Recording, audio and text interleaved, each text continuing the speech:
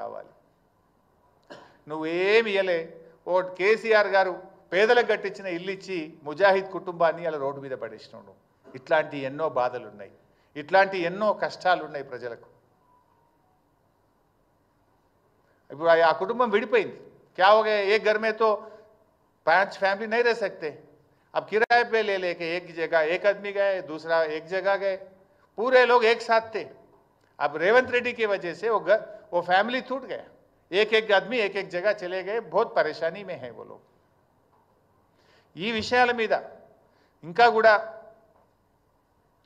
ఇప్పుడు రేవంత్ రెడ్డి మొన్న ఎక్కడో వరంగల్లో మాట్లాడిండు. వరంగల్లో మాట్లాడుతూ సోనియా గాంధీ గారి కాళ్ళు కడిగి నెత్తిలో నీళ్లు పోసుకోవాలని చాలా గొప్ప డైలాగ్ అయితే కొట్టిండు.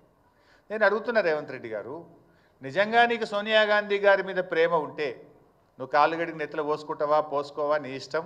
వెనకడ బలి దేవత అన్నావు, ఇప్పుడు దేవత అన్నావు, రేపు ఏమంటావో నువ్వు నీ నోటికి హద్దు లేదు పద్దు లేదు. బట్ అట్లీస్ట్ నిన్నగాక మొన్న మాట్లాడినావు. ఆవిడ మీద ప్రేమ ఉంటే సోనియా గాంధీ గారు తెచ్చిన 2013 భూసేకరణ చట్టాన్ని అమలు చేయి. వారు తెచ్చిన చట్టానికి ఎందుకు తూట్లు పడుస్తున్నావు అని నేను అడుగుతా ఉన్నా. నేను చట్టానికి వ్యతిరేకంగా వెళ్తా, పేదల్ని నడి రోడ్డు మీద పడేస్తా, సోనియా గాంధీ కాళ్ళు కడిగి నెత్తిలో నీళ్ళు పోసుకుంటా నడుస్తుందా? సోనియా గాంధీ గారు తెచ్చిన చట్టాన్ని ఏమో అమలు చేయవు. నీకు నిజంగా సోనియా గాంధీ గారి మీద గౌరవం ఉంటే ప్రేమ ఉంటే మీ కాంగ్రెస్ పార్టీ తెచ్చిన చట్టం, సోనియా గాంధీ గారు తెచ్చిన చట్టం 2013 అమలు చేయి. నువ్వు ప్రజలను మోసం, దేశాన్ని మోసం, పార్లమెంట్ను మోసం, సోనియా గాంధీని మోసం, అందరినీ మోసం చేసినావు.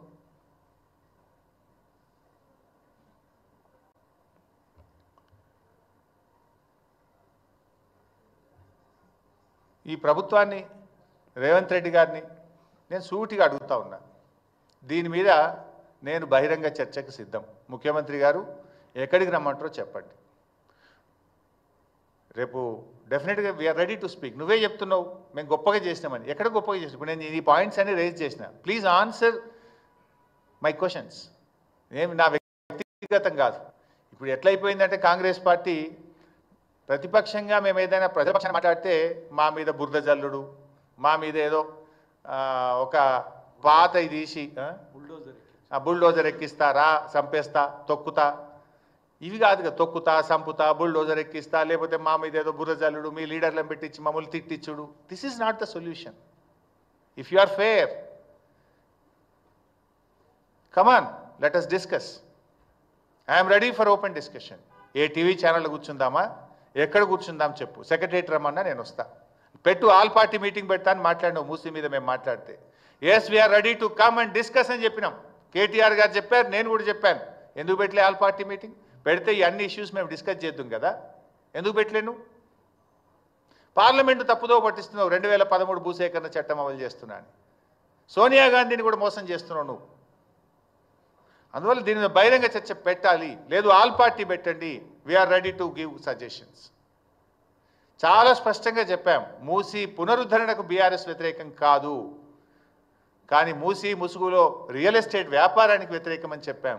మూసీ ముసుగులో రాష్ట్ర ప్రభుత్వ నిధులు కొల్లగొట్టడానికి వ్యతిరేకమని చెప్పాను తప్ప మూసీ ప్రాజెక్ట్ అది ప్రారంభించిందే కేసీఆర్ అండ్ బీఆర్ఎస్ పార్టీ. దీని మీద డెఫినెట్గా ఒకటి బహిరంగ చర్చకు ప్రభుత్వాన్ని డిమాండ్ చేస్తున్నాం.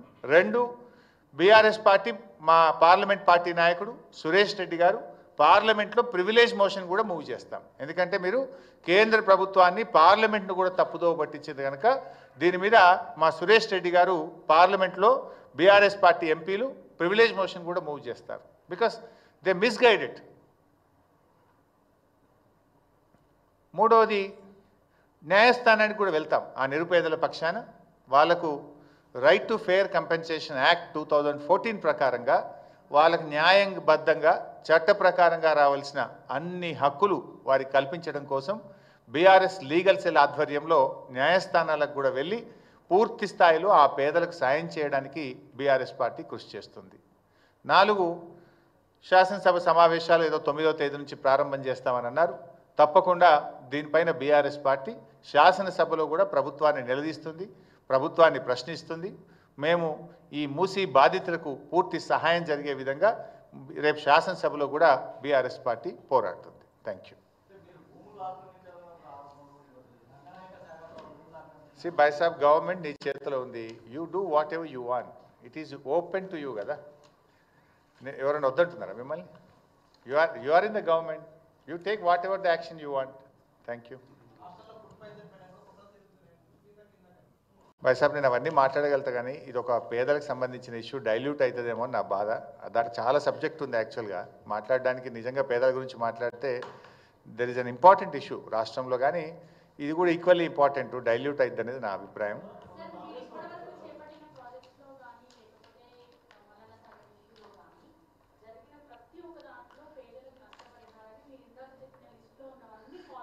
Hundred percent.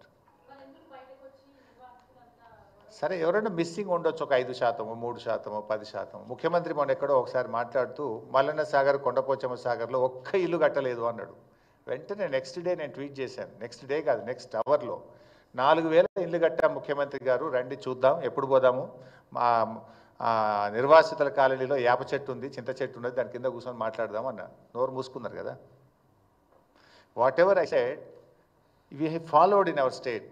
మన పాలమూరు ఎత్తిపోతల పథకంలో కావచ్చు, సీతారామలో కావచ్చు, అన్ని ప్రాజెక్టుల్లో కూడా అది మన రాష్ట్రం యొక్క చట్టం. ఎక్కడన్నా ఉంటే ఒక 5%, 10% కోర్టు కేసుల వల్ల, మిస్సింగ్ ఉండడం వల్ల, కొంతమంది గ్రామంలో నివాసం ఉండక బయట ఉండి తిరిగి కోర్టు ద్వారా ఉత్తర్వులు తెచ్చుకున్నటువంటి వాళ్ళు, ఫర్ వేరియస్ ఏదైనా 5%, 3% మిస్సింగ్ ఉండొచ్చు. బట్ 95% అందరికీ ఇదే చట్టాన్ని మేము ఫాలో అయ్యాం. మీరు అప్పుడేమన్నారు, ఇదే కాంగ్రెస్ పార్టీ ఇది సరిపోతలేదు అని మాట్లాడారు. ఇంకా అంతకంటే బాగా ఇవ్వమని కోరుతున్నాం మూసీలకు. Okay, we have done that. మేము ఏం చేసినాము, 250 గజాల స్థలము, డబుల్ బెడ్రూమ్ ఇల్లు, అన్ని సౌకర్యాలతో రోడ్లు, మోరీలు, కరెంటు పెట్టి కట్టించినాం. మీరు ఇంకా కొంచెం 250 గజాలు కాబట్టి 500 గజాలు ఇవ్వండి, వీ అప్రిషియేట్. మేము వేజ్ లాస్ కింద ఇంట్లో పెళ్ళైన ప్రతి ఒక్కరికి 7,50,000 ఇచ్చాము. అది సరిపోదు అని మమ్మల్ని తిట్టారు మీరు అందరు కూడా. ఓకే, మీరు 7,50,000 కాదు 15 లక్షలు ఇవ్వండి, మేము వీ అప్రిషియేట్. మేము పెళ్లి కాని పిల్లలకు కూడా 250 గజాల స్థలము 5 లక్షలు ఇచ్చాము. మీరు అది సరిపోదు అని మమ్మల్ని తిట్టారు. ఓకే, 250కి బదులు 500 గజాల స్థలం ఇవ్వండి, 5 లక్షలకు బదులు 10 లక్షలు ఇవ్వండి, we appreciate. We're not saying no. మేము తక్కువ ఇచ్చాము అన్నారు. ఓకే, మీరు అంతకంటే బాగా ఇవ్వండి, ప్రజలు మిమ్మల్ని మెచ్చుకుంటారు. మేము బీఆర్ఎస్ కంటే డబుల్ ఇచ్చినామని చెప్పండి, వీ అప్రిషియేట్. ఈవెన్ మల్లన్న సాగర్లో మేము ఇచ్చిన వాళ్ళకు కూడా తక్కువైంది అనుకుంటే వాళ్ళకు కూడా డబుల్ కలిపి ఇవ్వండి, ఇంకా సంతోషం. నేను వచ్చి ముఖ్యమంత్రికి బోకే ఇచ్చి థ్యాంక్స్ చెప్తా. మేము ఏదైతే మల్లన్న సాగర్